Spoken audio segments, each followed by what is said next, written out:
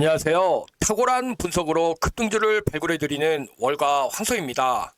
자, 간밤에 날벼락이 떨어졌습니다. 무슨 날벼락이냐고요? 월가 황소가 목소리가 좀 괜찮아지니 미 증시에서 폭탄 같은 소식이 전해졌는데요. 다름이 아니고요.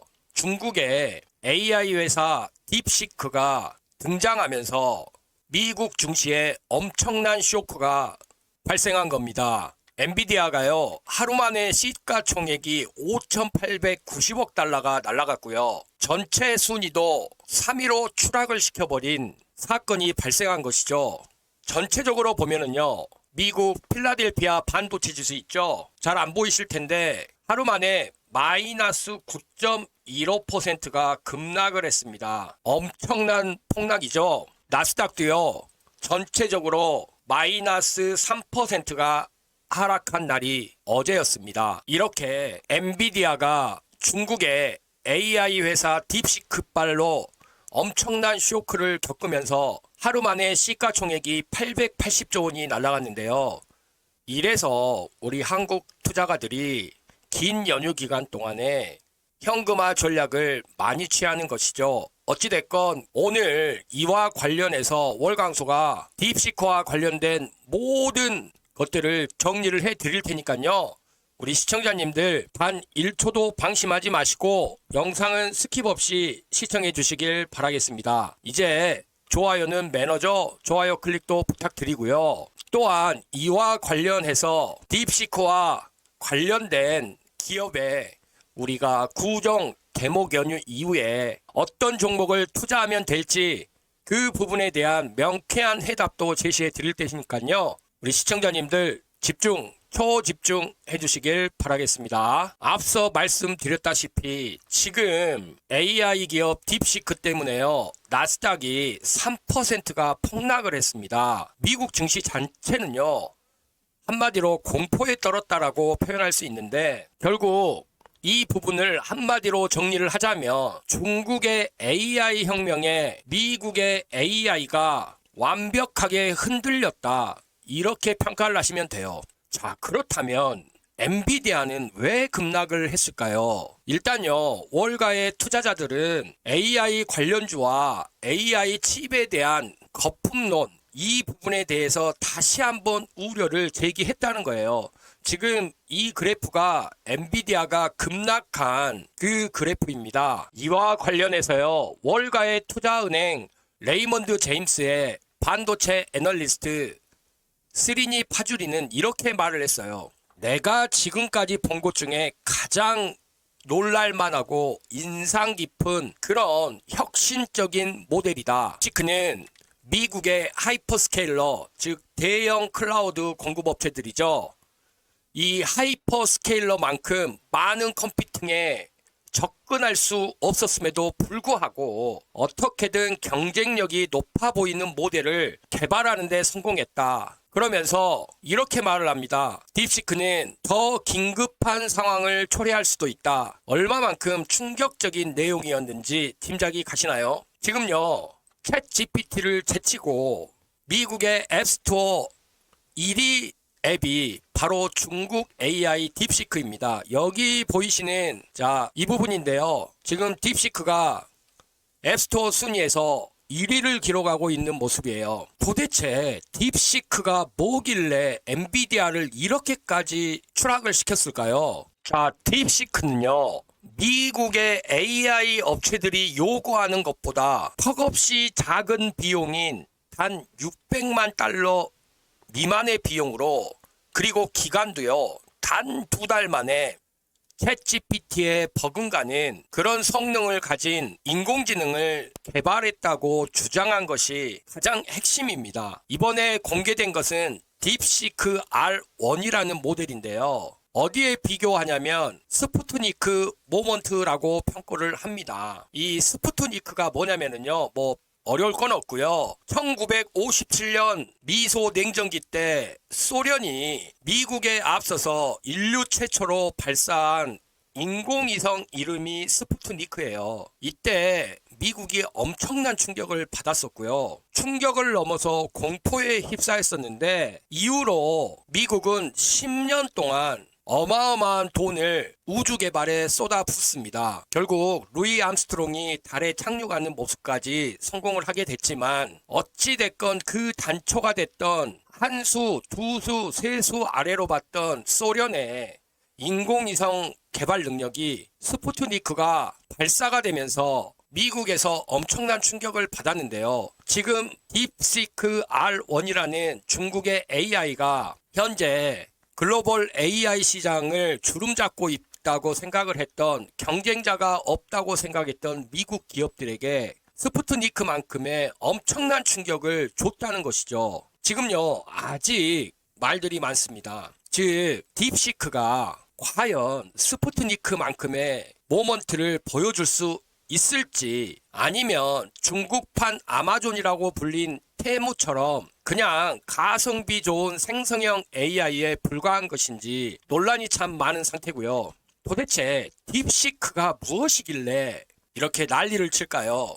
자, 딥시크는요, 일단 2023년 5월에 설립된 중국의 AI 회사입니다. 즉 2023년 5월이면 설립한 지 2년도 안 된 회사라는 것이죠. 그리고 이번에 22일 날 오픈소스 AI 모델인 딥시크 R1을 무료로 출시를 했어요. 강화학습에 특화된 그런 인공지능이었는데요. 쉽게 말해서 지금 다른 빅테크 기업들이 하는 것과는 다르게 학습의 종류 중에서 여러 가지가 있는데, 그 중에 이 강화학습만 특화를 시켜서 학습시킨 그런 인공지능이라는 것인데요. 이 딥시크의 R1이 저비용으로 개발해 성능도 우수하다는 것이 지금 충격을 주고 있는 근본적인 이유입니다. 일부 성능 테스트에서요, 오픈 AI가 작년 9월에 출시한 추론 AI 모델 5.1, 이 5.1과 동등한 성능을 이미 보여줬고요. 성능 면에서는 유저들이 다 검증을 하기 때문에 거짓말을 칠 수 없기 때문에 이 부분은 팩트로 인식을 하셔야 되고요. 그런데 600만 달러 미만으로 단 2달 만에 개발했다고 주장하는 부분에 대해서는 우리가 합리적인 의심을 해야 되는 것이 맞습니다. 어찌됐건 엔비디아의 반도체 중에 저사양 H800 GPU라는 게 있어요. 이것을 시간당 2달러에 2개월 동안 빌린 비용으로 계산을 했더니 600만 달러 미만으로 나온 것인데, 이 H800이 뭐냐면요, 미국이 AI 반도체 칩에 대해서 중국 수출 규제를 했기 때문에 엔비디아가 H100보다 사양이 낮은 저가형 보급형으로 H800이라는 AI 반도체를 만들었는데요. 이것을 가지고 딥시크가 R1을 만들었다고 합니다. 그렇기 때문에 지금 챗GPT 개발에 1억 달러가 들어간 것에 비하면 약 20분의 1 수준의 비용으로 개발을 한 것이고요. 여기서 중요한 것은 AI 칩으로 활용되는 그래픽 처리 장치 GPU 숫자가 10만 개가 아니라 2048개, 10,000개도 안 되는, 5,000개도 안 되는 그런 숫자로 개발을 했다는 것이 충격을 주고 있다는 것이죠. 딥시크의 개발자는 누굴까요? 중국 광둥성 출신의 1985년생인 량원펑이라는 사람인데요. 공학 분야의 명문대라고 불리는 저장대에서 컴퓨터 공학을 전공을 하고 2015년 대학 친구 2명과 함께 하이플라이어라는 헤지펀드를 설립을 합니다. 특이하죠? 공학도가 헤지펀드를 설립을 했기 때문에요. 여기서 뭘 하냐면 컴퓨터 트레이딩에 딥러닝 기법을 적용해서 자금을 끌어 모았는데, 이 부분이 참 잘 된 거예요. 그래서 펀드의 자산이 80억 달러, 우리나라 돈으로 11조 5천억 원 수준까지 불어나게 됐고요. 소규모 AI 연구소를 연구하다가 독립회사로 분리해서 창업한 것이 바로 딥시크입니다. 그렇다면 이번에 충격을 준 딥시크의 R1, 어떤 과정을 겪었을까요? 이미 2019년부터 AI 개발을 목적으로 칩을 비축을 했고요. 거대 언어 모델 LLM이라고 하죠. 이 거대 언어 모델을 훈련할 수 있는 엔비디아의 그래픽 처리 장치 약 1만 개를 확보해서 AI 칩 클러스터를 이미 구축을 했었습니다. 지금 현재 엔비디아의 GPU H100과 H200, H800 5만 개를 보유한 기업으로 알려져 있고요. 2023년 11월에 첫 번째 오픈 AI 소스 모델 딥시크 코더를 처음에 공개를 했었습니다. 자, 2023년 11월에 오픈소스 AI 모델 코더를 처음으로 공개를 했다는 것에 주목을 하시고요. 그리고 2024년 5월에 한층 더 개선된 딥시크 V2를 출시를 했었어요. 그리고 12월에 딥시크 V3를 공개를 다시 한번 했고요. 그리고 1월 22일에 딥시크 R1을 공개를 한 것이죠. 그러니까 이 R1이라는 것은 갑자기 등장한 게 아니라 2019년부터 이미 엔비디아의 GPU를 약 1만 개를 확보를 해 놓은 상태에서 15만 개를 확보하고, 그리고 2023년도부터 딥시크 코더 공개를 최초로 해서 계속해서 V2, V3, 이번에 R1까지 진화한 것이라고 보셔야 된다는 거예요. 이렇게 딥시크가 저렴한 기술로 AI를 개발한 이유는 명확합니다. 즉, 미국이 수출을 규제를 하니까 중국은 최첨단 AI 칩을 구매할 수가 없었습니다. 그렇기 때문에 엔비디아가 사양을 낮춰서 개발한 이 H800 칩은 구할 수가 있었어서 이것을 가지고 생성형 AI를 개발하는 것에 주안점을 뒀고요.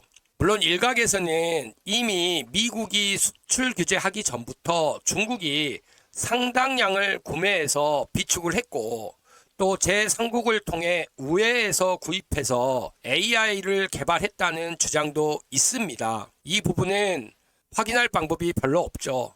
그리고 특히 이번에 딥시크가 저렴한 비용으로 개발을 했다는 그 부분도 미국이 수출을 규제를 했는데 그에 따른 방식이 아닌 이미 엔비디아 칩들을 몰래 쌓아두고서 개발했다는 그런 의심을 피하기 위해 이런 발표를 했다는 말도 있습니다. 그렇다면 우리가 딥시크가 엔비디아 주가를 하락시킨 그 이유에 대해서 좀 더 명확하게 짚어볼 필요가 있죠. 즉, AI 기업들이요, AI를 학습시키기 위해서 엔비디아의 최첨단 AI 칩이 무조건 필요하다는 게 일반적인 담론이었죠. 즉 무슨 말이냐, AI 산업 분야라는 게 막대한 돈을 투자하면 투자할수록 AI가 똑똑해지는 그런 법칙이 아직도 적용이 되고 있어서 많은 글로벌 빅테크 기업들이 돈에 대한 투자와 AI에 대한 능력이 서로 비례한다, 이런 그래프를 가지고 있다라고 판단을 했는데, 딥시크가 최첨단 AI 칩을 사용하지 않고도 저가로 생성형 AI를 개발을 해버리자 기존에 가지고 있던 이 하이퍼스케일러들 누구예요? 구글, 아마존, 마이크로소프트, 오픈 AI, 이런 대기업들이죠. 이런 하이퍼스케일러에 과잉 투자가 맞는 것이다 라는 의견에 시장이 무게감을 실어주고 있고, 그렇게 되면 이런 하이퍼스케일러들 엔비디아 칩 구매를 계속해서 늘려서 해야 될 필요가 있어 이런 비용 지출에 대한 계획을 변경할 수 있기 때문에 이는 엔비디아의 매출에 충격적인 악영향을 줄 수 있다고 판단이 되고, 이런 부분들이 엔비디아 주가를 딥시크가 폭락시키게 한 이유가 되는 것이죠. 자, 어느 정도 빠졌냐면요, 엔비디아 주가가 마이너스 17% 빠졌고요. 원래 엔비디아를 추격하고 있던 AMD도 마이너스 6.37% 급락을 했습니다. 그런데 월광소는 이런 차이가 나는 이유가 지금 AMD에 대한 AI 칩이 엔비디아와 성능 면에서 그렇게 큰 차이가 없는데 아주 저렴하게 판매가 되고 있죠. 예를 들어서 엔비디아는 지금 SK 하이닉스의 HBM을 같이 쓰고 있지만 AMD는 지금 삼성전자의 HBM을 쓰고 있죠. 시장에서는 한편으로 엔비디아의 비싼 거 안 쓰고 오히려 AMD의 싼 AI 가속기를 쓸 수도 있다, 이렇게 보는 부분이 있는 것이고요. 월강소는 이런 부분에서 지금 미국 주식을 투자하시는 분들은 AMD에 대해서 좋은 점수를 좀 주셔도 되지 않을까 이렇게 생각을 하고, 어찌됐건 초전력 반도체 설계회사 ARM, 자 ARM, 월강소가 여러 번 말씀을 드렸죠. 이 주가도 마이너스 10.19%가 빠졌고요. 전 세계 유일하게 EUV 장비 만드는 ASML 네덜란드 기업이죠. 마이너스 10% 하락을 했고요. 파운드리의 제왕 TSMC 역시 마이너스 13%가 급락을 했고, 앞서 말씀드렸다시피 필라델피아 반도체 지수는 마이너스 9.15% 급락을 했기 때문에 우리 한국 증시 역시도 피해갈 수가 없는 그런 충격이다, 이렇게 여기셔야 된다는 겁니다. 여기서 끝이 아니고요. 지금 전력회사 주가들도 엄청나게 하락을 했습니다. AI 인프라와 관련된 트럼프 대통령의 700조 투자 스타게이트, 월광소가 어저께 말씀드렸었는데요. 이와 관련돼서 상승세를 탔었던 전력 공급 업체들 콘스텔레이션 에너지 마이너스 20.85% 하락했고요. 비스트라 에너지 마이너스 28.27% 하락했고요. 제너럴 일렉트릭 버노바 마이너스 21.52% 폭락했고요. 데이터 센터 전력 공급 및 냉각장치 솔루션 기업 버티브 홀딩스도 마이너스 29.88% 급락했습니다. 오픈 AI의 샘 올트먼 최고 경영자가 투자한 핵분열 원자로 회사 오클로드요, 마이너스 26%를 기록을 했습니다. 자, 이렇게 거대한 AI 센터를 구동하기 위해서 어마어마한 전력을 필요로 하고, 이에 대한 AI 인프라 활성화 정책으로 트럼프 2.0 시대에서 기대감으로 상승했던 기업들이 딥시크로 인해서 데이터 센터 이 부분에 대한 성장이 제동이 걸린다고 판단이 되니 전력 수요도 줄어들 것이다, 이런 전망으로 엄청난 주가가 급락이 연출된 것이죠. 그렇다면요, 이 딥시크의 영향으로 AI 섹터들의 주가는 계속해서 빠질까요? 일단요, 당분간은 딥시크의 성능이 확인되는 과정 속에서 얼마만큼의 지금 과대 이런 광고가 포함이 되어 있었는지 확인하는 작업들이 시장에서 계속 이루어질 테지만, 일단 현재 그 성능적인 면에서는 확실하기 때문에 이 충격이 단기적으로는 반영이 될 수밖에 없다, 이렇게 여기셔야 되고요. 만약에 딥시크가 저렴한 비용으로 생성형 AI를 개발했다는 훨씬 더 딥시크의 발언에 주장에 힘을 실어주는 증거들이 나온다면 AI 과잉 투자에 대한 우려감은 지속적으로 나타날 수도 있다, 이렇게 여기셔야 됩니다. 다만요, AI 수요는 현재 지금 계속해서 급증하고 있는 것이 현실이죠. 그래서 딥시크의 발전이 오히려 최첨단 칩에 대한 수요를 더욱 키울 수도 있는 겁니다. 즉 딥시크로 인해서 미국이 안심하면서 독주 체제라고 했던 이 부분에 대해서 감히 중국이 추격을 해오고 있기 때문에 이 부분에 대해서 더욱 엄청난 비용의 투자가 오히려 역으로 자극이 돼서 투자가 진행이 될 수도 있다는 거죠. 번스타인의 반도체 애널리스트인 스테이시 라스고는 이렇게 말을 합니다. 딥시크는 AI 구축의 종말인가?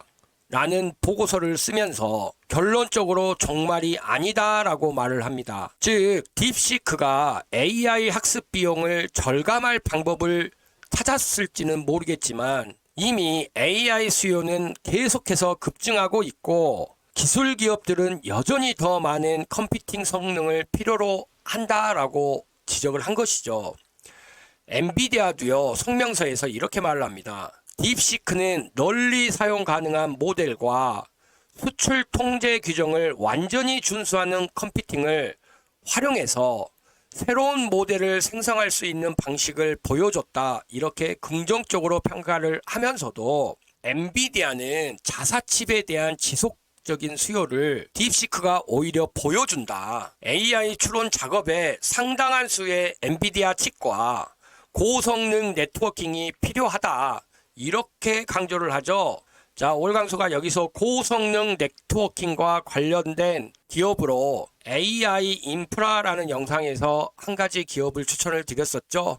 그 영상 참조해 보시고요. 어찌됐건 딥시크의 발전이 자사칩의 중국 내 수요를 끌어올릴 것이다. 즉 중국 내에서 이 AI 개발에 대한 수요에 희망을 가질 것이기 때문에 엔비디아 칩을 더욱 찾을 것이다. 이렇게 말을 하면서 향후에 딥시크의 서비스 수요를 충족을 하려면 엔비디아에 더 많은 칩이 필요할 것이다. 이렇게 말을 합니다. 이와 관련해서 트럼프가 어떻게 반응했을지 궁금하시죠? 트럼프는요, 이 딥시크의 중국 AI 굴기에 대해서 막을 것인가 라는 질문에 이렇게 말을 합니다. 트럼프 대통령은 중국 기업의 AI인 딥시크 출시는 우리 업계가 경쟁에서 승리하기 위해 집중해야 된다는 경각심을 불러일으켜줬다. 중국의 일부 기업들이 더 빠르고 훨씬 저렴한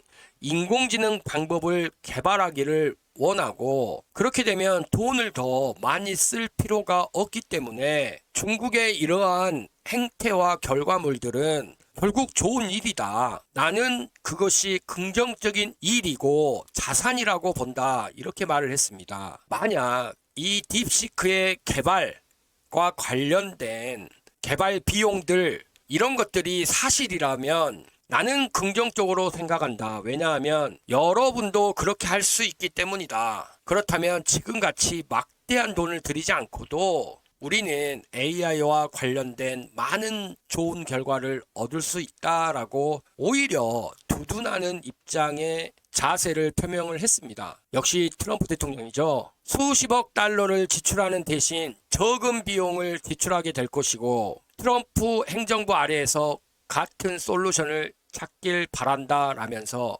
굉장히 냉소적이고 객관적인 발언을 했는데요. 이런 발언을 놓고 보면 트럼프 대통령이 추가로 수출 규제를 내놓을 가능성은 일단은 낮아 보이는데요. 그러나 이것은 표면적인 모습일 뿐이고 우리는 이 딥시크는요, 미국과 중국 간에 이제 AI는 경쟁이 아닌 전쟁으로 진화하는 그런 신호탄으로 인식을 해야 된다는 것이에요. 이 개발사인 이 오픈 AI의 최대 투자사인 마이크로소프트 사티아 나델라 최고 경영자 CEO가 이런 말을 했습니다. 딥시크의 새로운 모델을 보면 추론 연산을 수행하는 오픈소스 모델을 정말 효과적으로 만들면서 슈퍼컴퓨팅 효율성도 뛰어나다는 점에서 엄청나게 인상적이다 이런 평가를 하면서 우리는 중국의 이런 개발을 매우 심각하게 받아들여야 한다라고 강조를 했어요.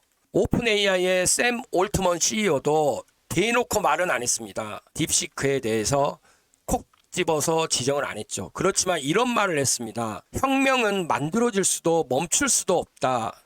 할 수 있는 유일한 것은 그것의 여러 자식 중 하나가 승리를 통해 방향을 제시하는 것이다. 이렇게 말을 했습니다.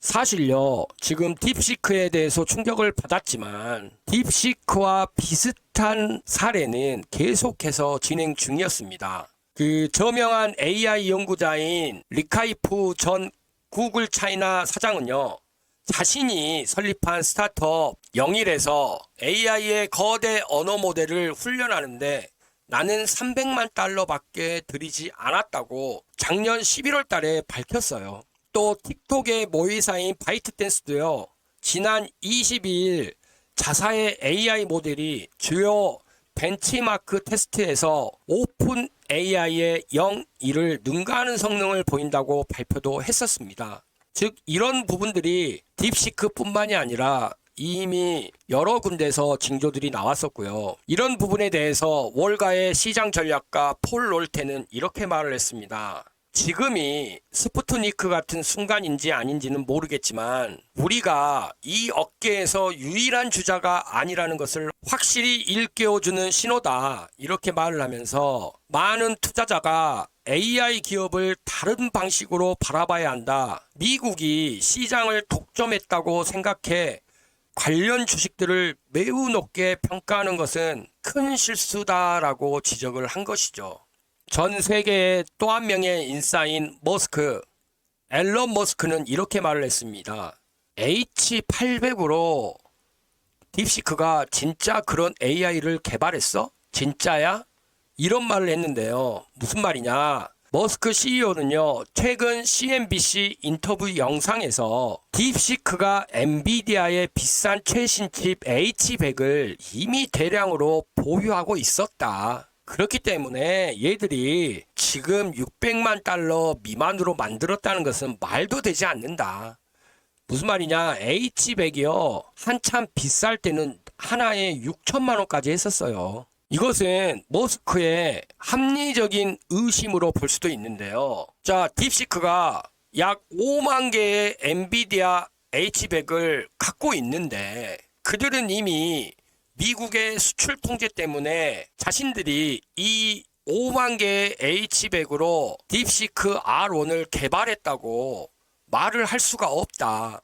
왜냐하면 그런 말을 했다간 미국에서 당장에 수출 통제 제재 조치에 따르지 않은 기업으로 지정을 받아서 불이익을 받을 수밖에 없기 때문에 머스크는 이 부분에 대해서 딥시크는 이렇게 얘기할 수밖에 없었다라고 말을 하고 이 부분에서 분명히라는 말까지 추가를 합니다. 그 미국의 투자회사 아트레이드 매니지먼트의 케빈 베이커 최고 투자 책임자도요.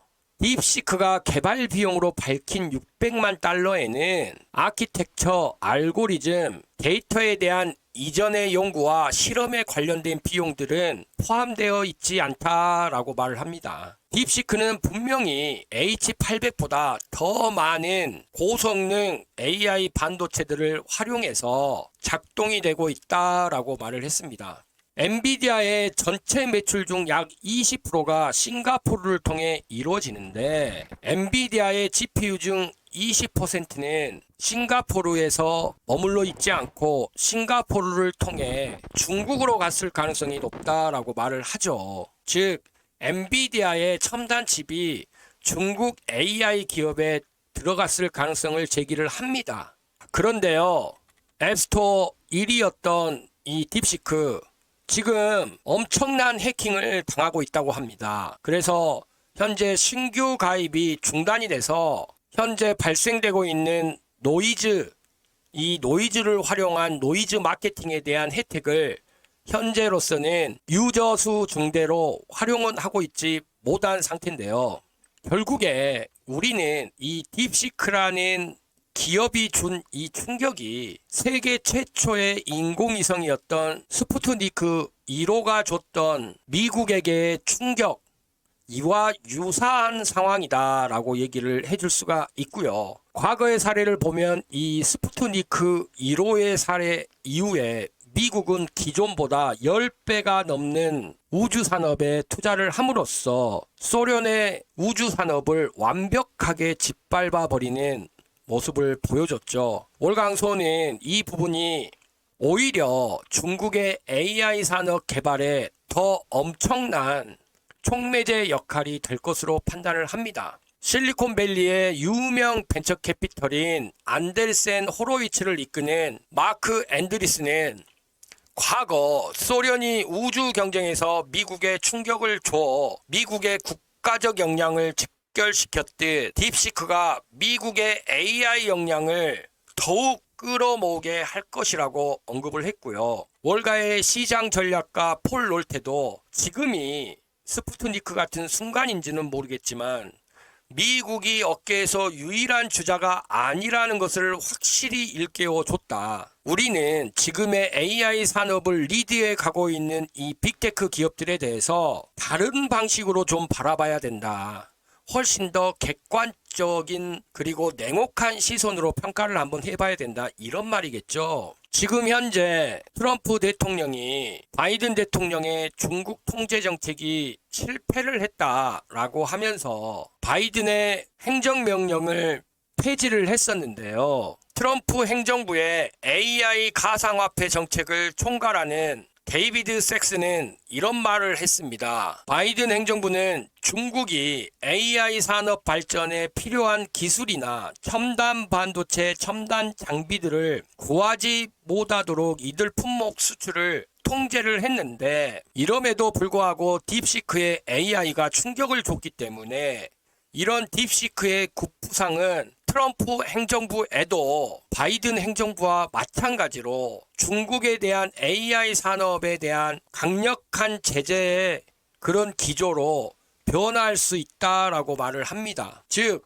중국이 미국의 AI 리더십을 위협할 수 있다라는 위기의식을 트럼프 행정부도 정책에 반영시킬 수 있다 이렇게 얘기를 하면서 더 강력한 수출 통제를 요구하는 그런 어깨의 목소리가 커질 수 있다는 것이죠. 하원의 미중 전략 경쟁 특별위원회에서도 딥시크가 미국 수출 통제를 통한 절차를 따르지 않고 이 미국의 수출 통제를 위반하면서 엔비디아 반도체 5만여 개를 갖고 있기 때문에 지난해 12월 상무부에 반도체 수출 통제에 대한 위험한 구멍 분명히 존재한다라고 다시 한번 강조를 했다는 것이죠. 자, 이렇게 올강소가 지금 딥시크와 관련된 모든 내용들에 대해서 명과 암, 정의, 주가에 영향을 준 이유 등 전체적인 부분에 대해서 총괄적으로 정리를 해드렸는데요. 일단요, 미국 증시가 이렇게 급락을 해버리면 우리 한국 증시도 아직 개장은 하지 않았습니다만 미국 증시 모습에 따라서 분명히 악영향이 있을 수밖에는 없다 이렇게 여기시고요. 그렇지만 너무 이 부분에 대해서 단기적인 변동성은 확실하지만 중장기적으로는 오히려 미국의 AI 산업을 지금보다 10배 더 정책적으로 강화시켜주는 그런 분위기가 조성도 될 수 있기 때문에 이 부분은 우리가 좀 더 지켜봐야 된다. 그래서 이 정도로 지금 우리 시청자님들이 인지를 하시면 되고요. 그렇다면 지금 딥시크와 관련돼서 당장에 한국 증시에서 우리가 지금 투자할 만한 기업 그 부분에 대해서 월강소가 말씀을 드릴 테니까요. 우리 시청자님들 단 1초도 방심하지 마시고 영상은 끝까지 스킵 없이 시청해 주시길 바라겠습니다. 가장 핵심적인 내용입니다. 우리 시청자님들에게 올강소가 딱 한 가지 질문 드리고 싶은 게 있습니다. 올강소가 요즘에요. 올강소 영상만 보고 투자를 하셔도 큰 수익 거둘 수 있는데 수익을 거두지 못하신 분들이 너무 많은 것 같아서 올강소가 참 안타까운 마음 많이 표현을 했죠. 왜 그러겠습니까? 자, 오늘 같은 경우 어땠어요? 사면 어제 추천드렸는데 어땠습니까? 영상으로 시가 0.9%의 시작에서 고가 9.45%까지 상승을 했었습니다. 우리 시청자님들 영상만 보고 투자를 하셨어도 9% 수익 챙기실 수 있었겠죠? 자, 어제 영상으로 추천드렸던 송원산업 상승하진 못했지만 하락하지도 않았고요. ABL 바이오 같은 경우에 월강소가 장중에 추천을 영상을 찍었었는데요. 시간외로 5% 이상 오르고 마감이 됐더라고요. 그래서 수익을 올리실 수 있는 부분은 없으셨겠지만 자, 이 ABL 바이오 같은 경우에 이런 음봉 월강소가 뭐라 그랬어요? 하락을 위한 음봉이 아니다. 갭이 떠서 나온 음봉이기 때문에 종가만 버텨준다면 이후 상승할 가능성이 높은 음봉이다. 전에 한번 이런 소기명 음봉이라고 말씀드린 적이 있는데 그럴 가능성이 높죠. 아직 3일선하고 5일선하고 갭이 있기 때문에요. 이 부분에 대해서 기다림이 좀 있을 수는 있겠지만 추가적인 상승이 이 가운데서 나타날 수 있다. 여전히 유효하다. 이렇게 말씀을 드리겠습니다. 우크라 재건 쪽과 관련해서 올강소가 대동과 TYM, 대동기어 말씀을 드렸었죠. 이 중에서 대동기어는 올강소가 뭐라고 말씀을 드렸죠? 대동이 무겁기 때문에 이 부분에 대한 모멘텀이 대동기어를 통해 많이 표현이 된다. 그래서 월강소가 트레이딩에 자신 있으신 분들은 대동기어가 맞을 수 있다 이렇게 말씀을 드렸잖아요. 어제 음봉이 나왔지만 금일 13%까지 급등하는 흐름이 나왔죠. 반면에 TYM은 어떤가요? 지금 장중에 4.93% 상승하고 있는데 그래도 대동기어보다는 변동폭이 작으면서 안정적인 흐름을 원하신 시청자님들 계시다면 그 부분에 딱 맞게 떨어지고 있고, 대이동 같은 경우에도 지금 어제 음봉이 나왔지만 결국에는 어때요? 이 박스권에서 아직 돌파를 위한 대기 상태, 그 정도 변동성만 지금 보여주고 있죠. 월광소가 2025년 가장 중요한 걸 무엇이라고 말씀드렸나요? 로봇과 반도체, 어떤 반도체예요? 유리기판과 추론과 관련된 에이직 반도체 이 분야고, 또 하나 우크라 재건, 이거 간단한 이슈 아니다, 이렇게 말씀을 드리면서 조선과 이제 해운까지도 우리가 바라봐줄 시점이 됐다, 이렇게 말씀을 드렸죠. 그리고 로봇을 말씀드릴 때 월광소가 뭐라고 말씀을 드렸어요? 레인보우 로보틱스를 기준으로 두 가지 방향성이 생긴다. 레인보우 로보틱스가 쉬어갈 때 같이 쉬어가는 애들도 있고, 종목별로 수급이 좋은 애들로 돌아가면서 순환매가 나타날 수도 있다, 이렇게 말씀을 드렸잖아요. 자, 레인보우 로보틱스 월광소가 시가총액이 너무 크다 보니 이 박스권에 아마 당분간 흐름을 가져갈 가능성이 높다라고 말씀을 드렸고, 가장 공략하기 좋은 지점 21선을 처음으로 터치하는 지점, 그 지점인데 아직 닿지 않았죠. 그러면 기다려야 되는 겁니다. 그런데 반면에요, 하이젠 RNN 같이 수급이 좋은 애들은 기다려주질 않죠. 바로 다시 한번 3일선과 5일선이 맞닿자마자 급등 흐름이 나오잖아요. 그래서 오늘 마이너스에 시작했지만 27%까지 급등 흐름이 나왔고요. 그렇다고 해서 클로봇과 CMS 이런 부분들이 하이젠 RNN 같이 급등이 나오진 않았습니다. 월광소가 로봇과 관련돼서 뉴로메카, 하이젠 RNN, 스맥은 숨겨진 로봇주로 추천을 드렸었죠. 그리고 클로봇, CMS 이렇게 추천을 드렸었는데요. CMS 역시도 지금 5% 이상 상승하고 있는 중이기 때문에 이 점은 참조하시고, 월광소가 말씀드리고 싶은 거는 시장을 먼저 믿고 투자를 해야 된다, 그렇게 말씀을 드렸잖아요. 코스닥 시장을 중심으로 살펴놓고 봤을 때 여기 보이는 하락 채널 를 타고 코스닥 증시가 하락을 했지만, 여기 보이시는 수평 추세대 이 라인이 굉장히 강력한 지지 라인으로 그동안 작용을 했기 때문에 장기간으로 놓고 보자면 이런 상승 추세 터널 속에 코스닥이 있는데, 이런 부분들이 모두 맞닿는 부분이기 때문에 아주 중요한 분기점이 될 수 있다, 이렇게 말씀을 드렸고, 정확하게 상승 추세 터널의 하단선과 수평 추세대 이 부분에서 터치를 한 이후로 아래 꼬리를 길게 달았기 때문에 상승의 가능성이 있다라고 말씀을 드렸죠.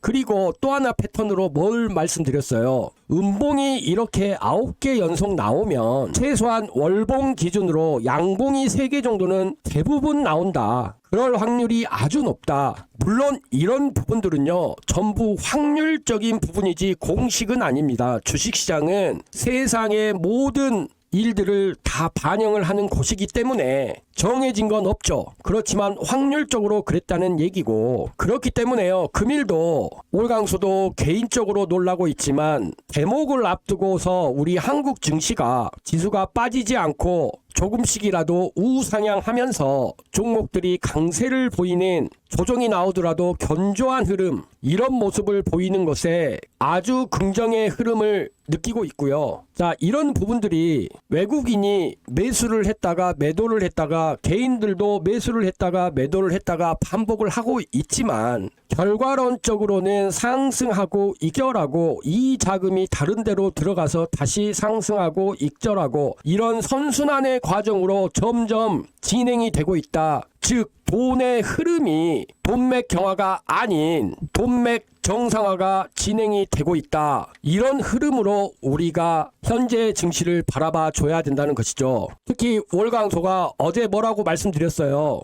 유리기판 쪽으로 관련해서 하락이 나온다. 그러면 21선을 아직 매수 안 하신 분들은 21선 터치를 기다려야 된다. 그런데 너무 그것에도 연연하지 말고 마이너스가 왔다 싶으면 유리기판은 2025년 끌고 갈 수 있는 주도 테마 중에 하나이니 강한 확신을 가지고 집중하셔도 된다 이렇게 말씀을 드렸잖아요. 그래서 이런 부분들이 가능한 이유는 주도주라는 것은 지수를 이끌어야 되는데 우리 한국 증시 같은 경우에 30%의 비중을 삼성전자와 SK하이닉스를 필두로 반도체가 차지하고 있기 때문에 이런 부분에서 큰형들이 버텨주면 동생들은 자연스럽게 따라갈 수밖에 없고, 이런 부분에서 우리가 이미 HBM 관련 쪽은 주가가 반영된 면이 있기 때문에 이제는 유리기판과 ASIC 즉 주문형 맞춤형 브로드컴을 위시한 이런 추론 반도체 영역의 밸류체인들 이쪽에 관심을 가져야 된다. 그러면 이 모든 것을 종합을 해볼 때, 자, 과거에는 볼 수 없었던 구정, 대목이죠. 대목 전에 긴 연휴를 앞두고서도 한국 증시가 버텨낸다. 우리는 언제나 그런 말을 합니다. 시장을 이기려고 하지 말고 시장을 받아들여라. 내가 수익이 나면 내가 잘나서 수익 본 게 아니라 시장에서 잠시 나에게 돈을 맡겨놨다. 혹은 시장이 나에게 운 좋게도 수익을 안겨줬다. 이렇게 생각하라고 수많은 투자의 대가들이 말을 하잖아요. 그렇다면 지금의 증시의 흐름을 있는 그대로 놓고 봤을 때 우리가 절대 2025년 한국 증시를 폄하할 필요가 없다. 미리 지레짐작으로 할 필요 없이 대목 전에도 우리 증시 참 잘 버티네. 그냥 있는 그대로 긍정의 신호로 받아들이면 된다. 이렇게 말씀을 드리고요.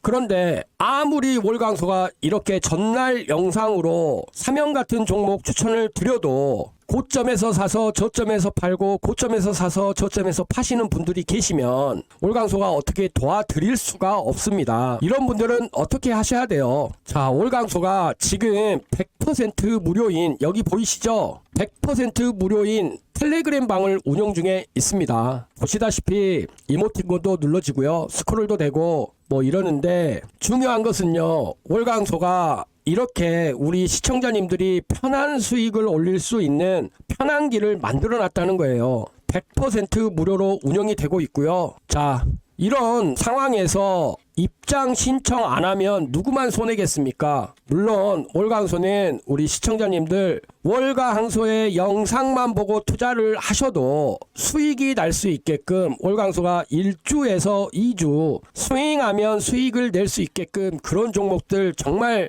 피게 드리려고 엄청 노력을 합니다. 그렇지만 그럼에도 불구하고 나는 투자가 잘 안 되시는 분들 어떻게 하셔야 돼요? 여기 고정된 댓글에 있는 링크가 있어요. 링크 클릭하시면 월강소 이익이 소통방 입장하실 수가 있습니다. 여기 어떤 방이에요?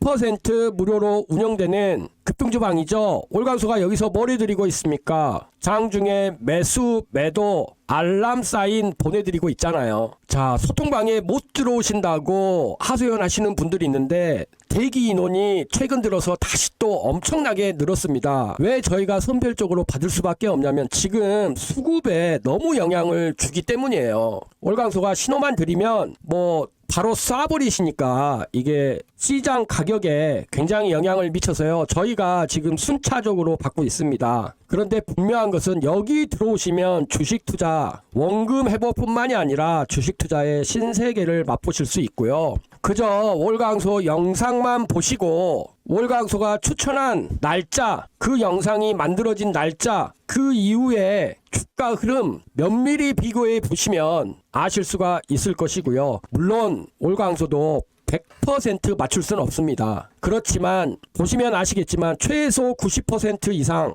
월강소 생각에는 95% 이상의 적중률을 가지고 있습니다. 그렇기 때문에요, 우리 시청자님들 고민하지 마십시오. 돈 한 푼 안 들어가는데 이런 월강소 같은 프로 중에 프로 놔두고 왜 어려운 길 가려고 하십니까? 자, 입장 방법 간단하죠? 여기 고정된 댓글에 링크 하나 있어요. 링크 클릭하셔서 딱 5초만 쓰십시오. 그리고 입장 신청하시면 순차적으로 월강소에 이익이 소통방 들어오실 수 있으니까요, 뒤로 미루지 마시고 이번 명절 때 꼭 입장하실 수 있는 그런 큰 행운 얻으시길 바라겠습니다. 저희도 명절 때는요, 많은 인원 받아내려고 굉장히 노력하고 있으니까요, 이번에 기대하시고 우리 시청자님들 많은 신청 바라겠습니다. 자, 본격적으로 월강소가 지금 딥시크와 관련된 모든 내용들을 정리를 해드리면서, 그렇다면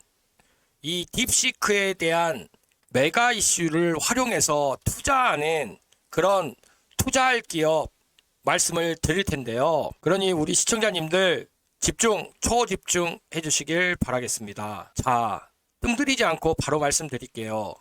이번 딥시스와 관련돼서 우리가 투자해야 될 기업은요, 바로 GRT입니다. 자, 이 GRT는요, 우리나라 기업이 아니에요. 중국 기업입니다. 현재 GRT 같은 경우에 수익 구조가 굉장히 좋아지고 있는 상태로 밝히고 있습니다.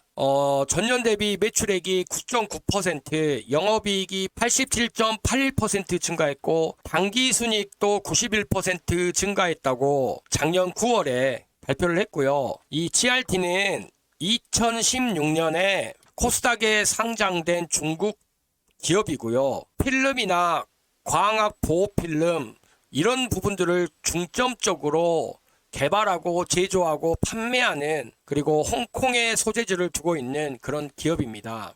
그러면서 지금 미국 AI 시장을 이 강타한 딥시크 관련해서 지금 한미 반도체와 TCK가 언급이 되고 있고요. 지금 GRT 같은 경우에는 중국의 AI 서버 제조업체인 랑조 정보라는 곳에 이미 GRT가 공급 계약 체결을 했다 하면서 이제 관련주로 현재 분류가 되는데, 월강수는 사실 중국 기업을 별로 신뢰를 하지는 않습니다. 워낙에 회계 조작이나 이런 것들이 너무 많아서요. 믿지는 않는데, 그렇기 때문에 오늘 월강수가 관련주로 추천을 드리지만 트레이딩 개념으로만 우리 시청자님들 접근하시라 이렇게 말씀을 드리면서, 지금 3,275원 종가인데요. 1차 매수 진행하셔도 됩니다. 그리고 웬만하면은 지금 1차 매수 이후에 추가적인 대응보다는 주가의 흐름 보면서 지금 미국 증시가 딥시크를 어떻게 소화할지를 좀 눈여겨봐야 되기 때문에요. 이 GRT 지금 시가총액이 2,648억인데요. 여기에 보이는 재무수치가 만약에 맞다면 저평가된 기업이 분명하기 때문에, 왜냐하면 지금 6월 결산 법인인데 매년 500억, 700억, 1,400억까지 그렇게 영업이익이 폭증하는 모습을 보였어요. 그런데 현재 시가총액이 2,400억 밖에 되질 않기 때문에 이 수치가 맞다면 저평가된 기업으로 봐줘야 되고, 그렇기 때문에 트레이딩에는 부담이 없는 기업이다 이렇게 말씀을 드리겠습니다. 자, 지금 평화롭게 흘러가는 듯한 설 연휴 속에서 이 딥시크가 미국 시장을 급락을 시키면서 필라델피아 반도체 지수를 하루에 마이너스 9% 하락을 시켰기 때문에 우리 한국 증시에도 영향력이 불가피하고요. 이런 부분들에 대해서 이제 오늘 밤, 아직 우리는 연휴 기간이 남아있기 때문에 미국 증시가 어떤 모습을 보일지 함께 관심을 가지고 지켜봐야 되지 않을까 싶습니다. 자, 이런 부분들 명절 때 월강소가 도저히 지나칠 수 없어서 다시 한번 또 말씀을 드렸는데요. 우리 시청자님들 새해 복 많이 받으시고요. 월강소 건강 상태 많이 걱정해 주셔서 너무나 감사합니다. 자, 오늘도 긴 영상 시청해 주셔서 감사합니다.